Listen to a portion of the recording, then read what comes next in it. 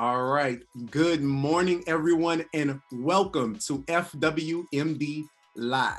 Today, we are chatting about the importance of communication skills for researchers and scientists to be able to explain their work clearly to the public.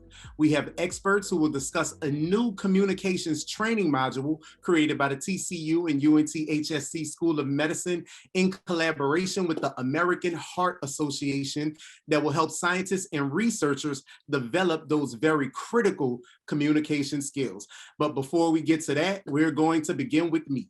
I'm Prescott Stokes III, the Integrated Content and Marketing Manager here at the TCU and UNTHSC School of Medicine. And today I am happy to be here with Dr. Evonne Kaplan-Liss. Hi, everyone. Hi, Prescott. I'm so glad to be here.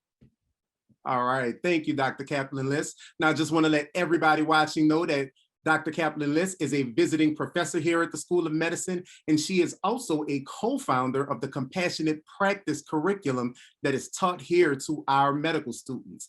Now, I am also happy to have Val Lantz-Gefroh joining us for our conversation today as well. Hey, Prescott, nice to see you.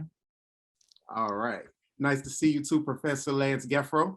I want to let everybody know that Professor Lantz-Gefroh is also a visiting associate professor here at the School of Medicine, and she is also a co-founder of the Compassionate Practice curriculum taught here at the School of Medicine to our medical students. And today we have a very special guest joining us. I am very happy to have Dr. Kesia Mathis joining us for our conversation today. How you doing, Dr. Mathis? Hi, Prescott. Hello, everyone. All right. Now, Dr. Mathis has a Ph.D. in physiology and is the assistant professor of physiology and anatomy at the Graduate School of Biomedical Sciences at the UNT Health Science Center. Now, if you would like to be a part of today's conversation, it's really simple. All you need to do is jump into the comments, leave your question, and then I will definitely get you some answers from our experts. But before we get to your questions, we are going to begin this conversation with Dr. Kaplan-Liss. So Dr. Kaplan-Liss, can you please just tell us a little bit about the collaboration between the TCU and UNTHSC School of Medicine and the American Heart Association for creating this new communications module?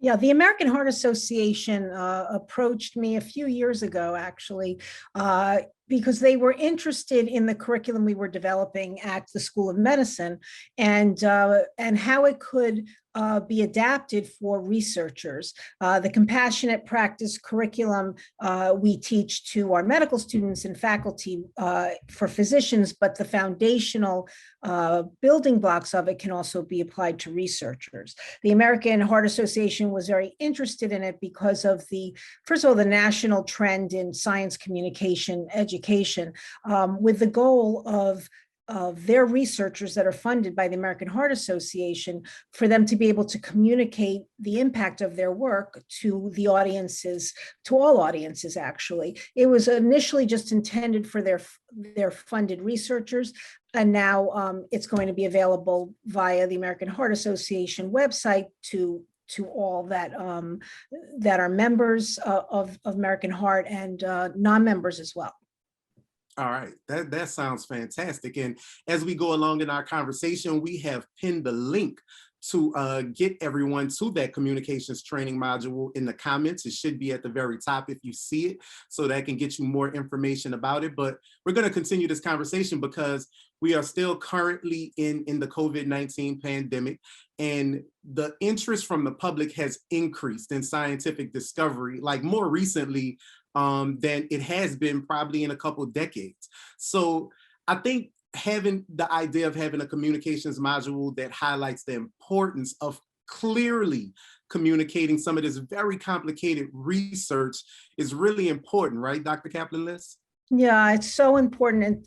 And, this has been growing over the past decade or so, the need for scientists and researchers to connect with the public. And when now that we're in the middle of a pandemic, it's even more important. There's a lot of misinformation. Every state is doing something different. There isn't any coordination, and the public is looking for this information, and the scientists are the ones that have the evidence to support it, but they have to be able to communicate it. And the public do trust the scientists and researchers, and they want to hear from them. They just need to hear it in a language that they can understand and feel that it's relatable to them. So this is even more important right now.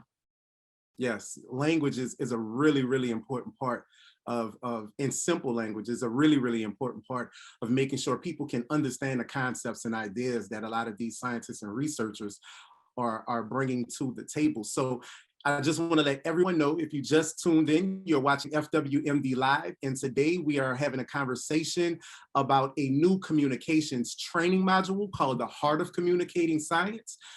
It's done in conjunction with our medical school and the American Heart Association, and it's for scientists and researchers to help them learn how to better explain their research and communicate that to the general public, and make sure everyone can stay informed and everyone can understand and make solid decisions based on that knowledge. So if you have any questions about communications for scientists and researchers, for medical students training medical physicians, just jump in the comments, leave your question, and then I will definitely get you some answers.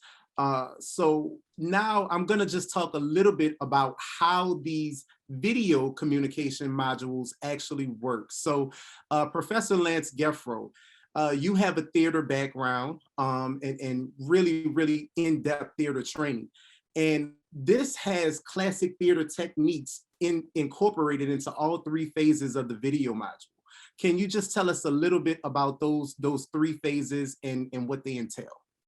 Yeah, I mean, it would seem on the surface like theater training has absolutely nothing to do with science communication, but I'm not talking about theater training where you're learning to, dissect Shakespeare's verse or something like that. These are basic principles of theater training where you're learning to listen, you're learning different skills in awareness and observation, connection with an audience, adapting your message based on the needs of the people right in front of you. And all of these are basic principles that are taught in theater that we then have used in our training modules to help whether it's for speaking to the public or even thinking about writing. How are you connecting with that audience or anticipating what that audience is needing in the moment and then being responsive in the way that you're writing the answers? So it, on the surface, feels like theater is pretty distant from this, but in principle, it's all connected with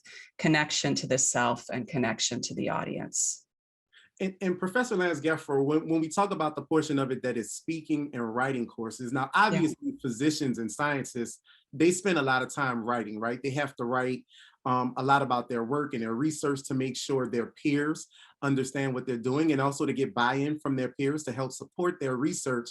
But when you think about writing about your research or speaking about it to the general public, maybe in an interview forum on television, or maybe in some sort of town hall discussion, what are some of the tips you would like to impart upon those scientists and researchers to help them clearly communicate whatever it is they want to try to get across to the public?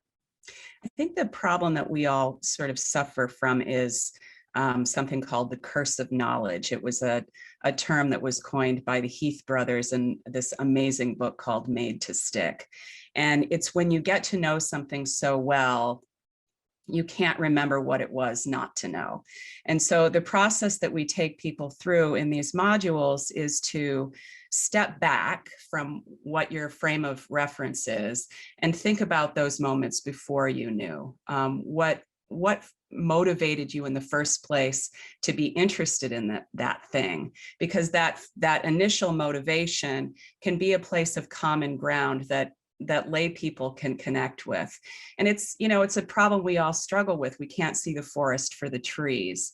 And part of this training is an ability to step back and look at the trees again. What's the big picture? What's the big dream? And that's really a whole part of this, is helping scientists identify that dream. Like, why do I care in the first place? What is it that has motivated me to spend so much of my life working on this very, very complicated, biological system or parts of chemistry or physics or whatever? Why did I get there? And if you can answer the why, you can find a link to the public oftentimes. Right. And another interesting portion of these video communications modules is that you also try to show them how to write a lay summary and a news release. Dr. Kaplan-Liss, I just want to bring you back into this conversation real quick for a second, because you also not only are a trained physician, but you also have a background in journalism as well. You were a trained journalist. So when you think about having a scientist or a research crafting a news release about their own research for themselves, how is that different now versus previously, when they usually were a part of institutions where those kind of things would be handled for them, right? Yeah, that's a really good question. So universities do have their public relations folks that actually would love to have researchers that they could rely on to help them communicate their work to the media. And they struggle with that often because the scientists don't know how to do it, or not really interested, or don't even know they can.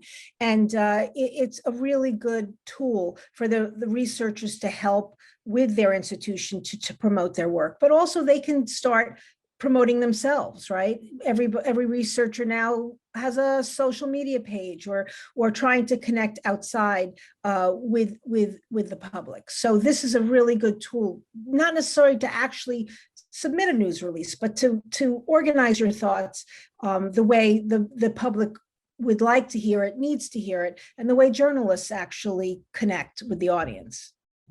Now, I want to bring Dr. Kesia Mathis into our conversation now, because after hearing everything that Professor Geffrell has explained and Dr. Kaplan-Liss has explained about these communications training modules, Dr. Mathis was actually one of the scientists that were a part of the pilot testing of the video modules. So Dr. Mathis, from your own perspective, what was it like being a part of those pilot testing programs?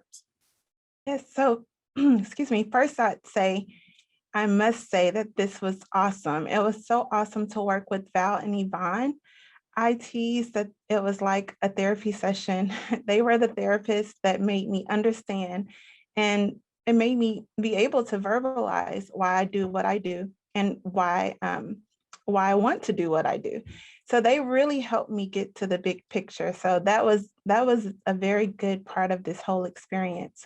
So now that I've gone through this experience and I am presenting my work, I like to share why I do what I do. I like to share that big picture.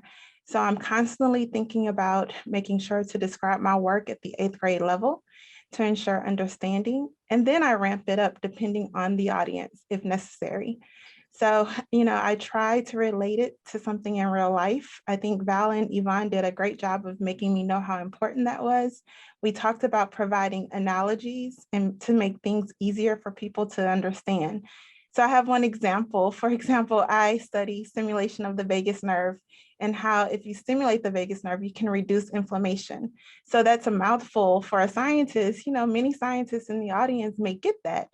But Val and Evonne made me understand that if I can explain this in a simpler, at a simpler level, it would be more effective. So if I were to say that the vagus nerve is kind of like a switch to turn off inflammation, that makes a little bit more sense and people start to understand more. So I use these concepts that I learned from this module when describing my work nowadays. And that's fantastic. And Dr. Mathis, if you don't mind me asking, where is that nerve? Just so I can know when I need to turn that switch on. Where is that nerve? It originates in the dorsal motor nucleus of the vagus in the central nervous system in your brain. In my brain. Okay. Yes. So I can kind of try to give myself a brain massage from time to time and Yes. try to turn that on and off if I'm feeling like I got a headache. Exactly. All right. So I just want to let everybody know, if you're just tuning in today, you are watching FWMD Live.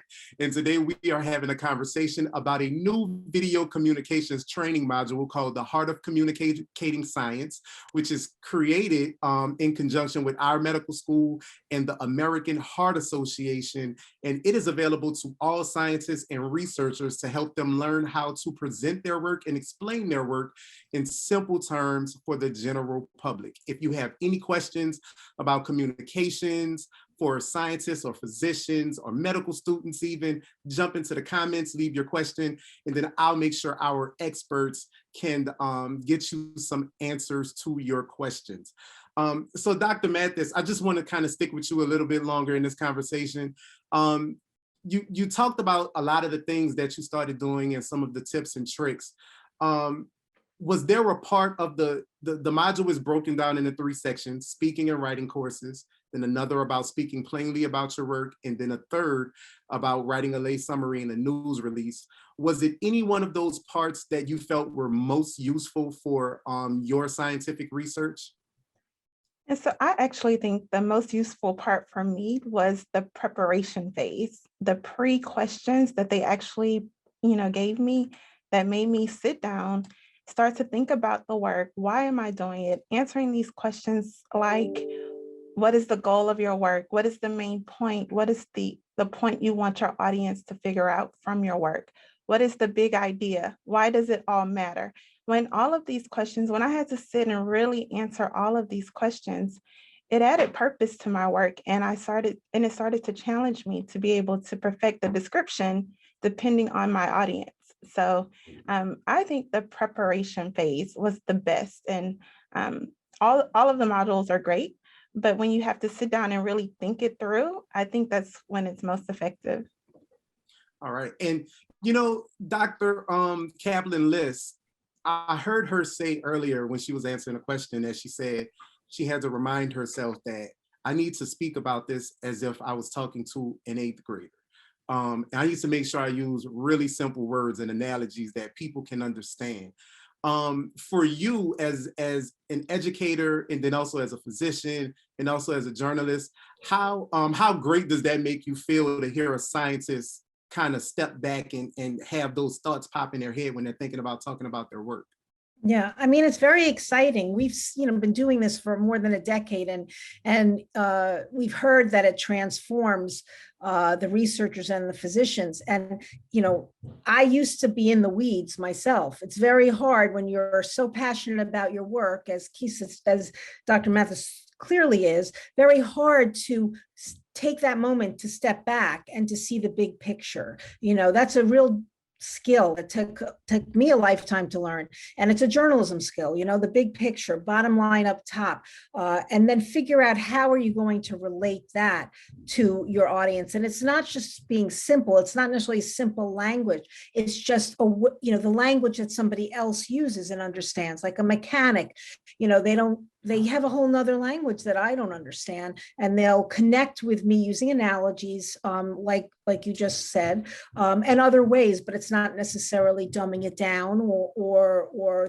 simplistic. It's just the goal is to connect with me, and clearly that's what happened with your experience, Kesia, and it's very exciting to see. And I just want to let everybody know that Dr. Mathis actually has a laboratory at the HSC, and we're going to put a link to her website so you can learn a lot more about some of her research coming out of her lab. So I just want to plug that Dr. Mathis has a lab at the HSC. So use that link to get more information about some of the incredible things that she's working on currently. We do have a shout out and also a question from Amy Estes. Thank you, Amy, for your question. So Amy says, I love that Dr. Mathis was open to this training and sees the benefits. Woo woo. She says, is there ever pushback from scientists, and how do you get them to get past their hesitation? Professor Lantz-Gefroh, I want you to kind of start with that. When you all go around giving these presentations to physicians and scientists about the importance of communication skills, what has some of your experiences been like? Yeah, I mean, sort of all over the map. Evonne and I started working together about 12 years ago at the Alan Alda Center for Communicating Science at Stony Brook University. And we would travel around the country, and they're doing workshops and talks. And during the opening talk of, say we would do a 1 or 2 day workshop, the opening talk at the beginning was about describing why it was important to communicate with the public. And there was a lot of pushback. We don't have time for this. We have too much science to do. Why does this even matter? So there was a significant amount of pushback at the beginning, but over the course of the last decade, that pushback has radically changed. And now I don't see the same kind of pushback. You're in a group of scientists, maybe you have a few crossed arms, but typically speaking, people are there because they recognize the importance of this. And the National Science Foundation actually was, I think, a great proponent of that when they changed their grant process to include something called broader impacts, which is it makes it imperative for scientists receiving grants from the National Science Foundation to communicate what they've done with that money to the general public. And so that need really changed based on the broader impacts initiative from the National Science Foundation, I think. I mean, that's anecdotal. I don't have research to back that up, but it's what Evonne and I really observed in real time over the course of a decade. And Dr. Kaplan-Liss, I've had many conversations with you just about this hesitation and pushback from some scientists and researchers. Can you just give us your take on why communication skills are so important for scientists, physicians, and researchers? Yeah.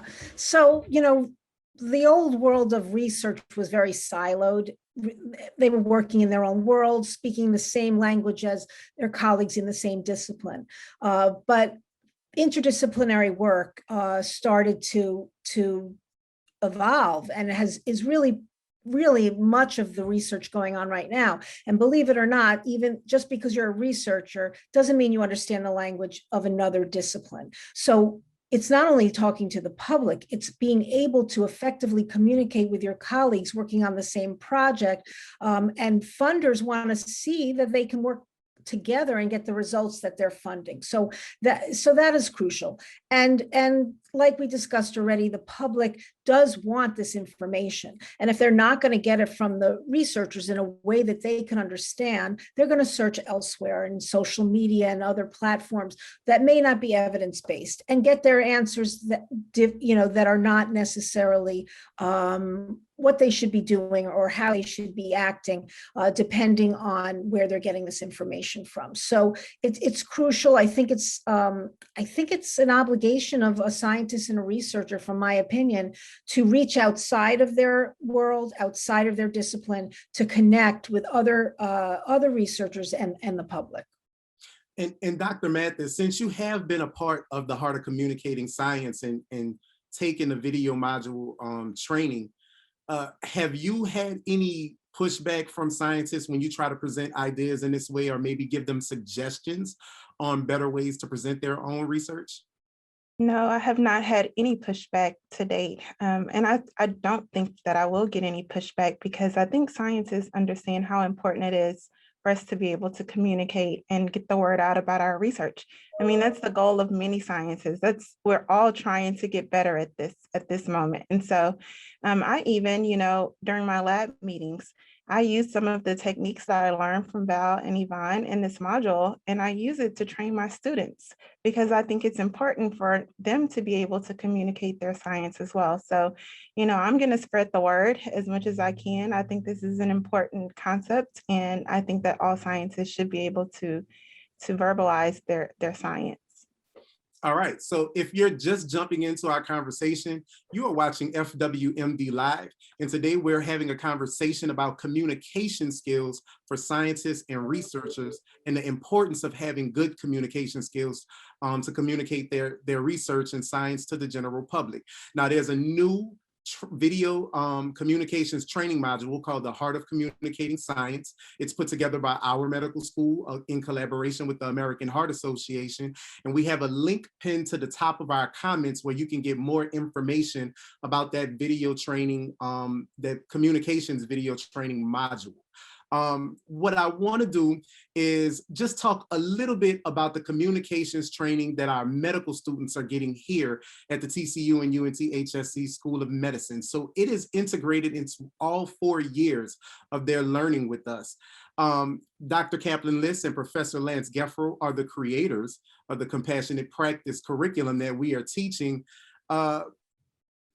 Professor Lantz-Gefroh, can you just kind of start? And for all the medical students that are watching, because a lot of medical students watch our FWMD live chats, can you give them an overview of what the compassionate practice curriculum is like? Yeah, it's a multidisciplinary curriculum, and it's drawn from lessons in theater practice, journalism, narrative medicine, which came out of Columbia University about 20 years ago, and social justice principles. And really it's about recognizing story. What's the story of the patient in front of me, and how can I connect and understand that story? And also recognizing your own story. What am I bringing into this moment? What are the unconscious biases that I'm bringing in that either allow me to hear this story or prevent me from hearing the story fully? So it's about that kind of reflective understanding, so that the medical student is able to understand how to exhibit more compassionate communication with the patients that they're interacting with. And the other side of that is self-care. Medicine is a dramatic job, and the stories that they're interacting with on a daily basis are epic. And so a huge part of the training that we have for our medical students is giving them a process of reflection, so that as they're going through these patients' rooms and learning medicine and learn people at the same time, they're also being given a process to reflect on those ideas in order to take care of themselves, because all of those stories go somewhere, right? And it results with a lot of people in burnout, and there's tremendous suicide rates with physicians. And I'm an actor and an educator, but I know a lot of docs, and they leave themselves out of the equation a lot.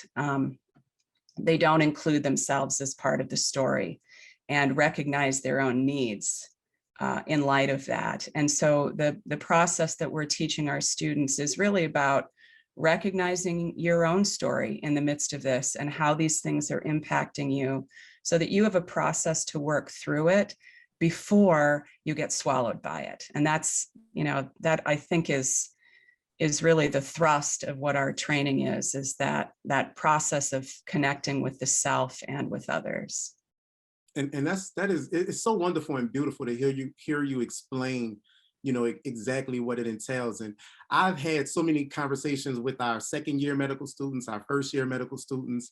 They've been partnered with physicians from the time they started at our medical school and have built relationships with patients. And now they're in their LIC, their longitudinal integrated clerkship rotations, and seeing patients. And they've talked about how some of those communication skills have actually helped them during their rotation. So Dr. Kaplan-Liss, can you just maybe anecdotally share some of the stories that you've gotten from the students after taking the courses and the feedback they've given you?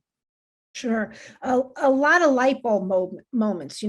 Our School of Medicine at TCU and UNTHSC is unique. They're seeing patients from day one. And so communication is important to them. They understand why it's important, but it's not until you apply it and you're actually in real life situations with patients that you really understand why it matters. And we're here, and we hear those stories all the time. There was one particular student who is part of a team on an inpatient rotation, internal medicine, I think it was. And there actually became the expert on the team with the residents and the attendings in communication skills, breaking bad news, and having difficult conversations with patients as a second-year medical student. That's like unheard of. And it also takes confidence to be able to even do that. And so with their lessons, with the light bulb moments, they're gaining the confidence they need to have these difficult conversations. And that was really, that's why we're here doing what we do. So these students can connect with not only their patients, but be change makers for traditional medicine and how communication has gone, and being role models for the residents and their attendings in how to communicate with compassion. All right, so that is just wonderful information. And believe me, you can go to mdschool.edu and you can get more information about our medical school and find out more about our training and our curriculum and our program. And then what I want to do right now is just, I apologize, mdschool.tcu.edu. Don't kill me, Mari, I'm sorry. It's live, it happens. mdschool.tcu.edu. That's where you go and you can get all of the fantastic information about our medical school and find out a whole lot more about our curriculum. So on that note, before we end our conversation, Professor Lantz-Gefroh, I just want to give you the opportunity to let scientists and researchers know how they can get access to these training modules, whether they are members of the American Heart Association or non-members. Right. I think if they follow the link that you're putting forward, they're able to go into the website, and there is a member rate and a non-member rate to be able to purchase these modules. And it's I hope priced at a user-friendly level so that people are able to get the information that they need without too much struggle. But follow the link and you're able to get it either way, members or non-members. All right, so make sure you follow the link. It is pinned to the top of the comments in the chat on this video, and that'll get you to all the information you need to find out more about the heart of communicating science. All right, and so that will do it for today's FWMD live chat. I want to thank everyone on Facebook for watching and being a part of today's live chat. And I'm sending a very special thanks to our guests, Dr. Evonne Kaplan-Liss, Professor Val Lantz-Gefroh, and Dr. Kesia Mathis. Thank you all for being a part of this amazing conversation today. Thank you, Prescott. Thank you. Once again, thank you everyone for watching today, and we will see you again March 16th at 11:30. See you soon.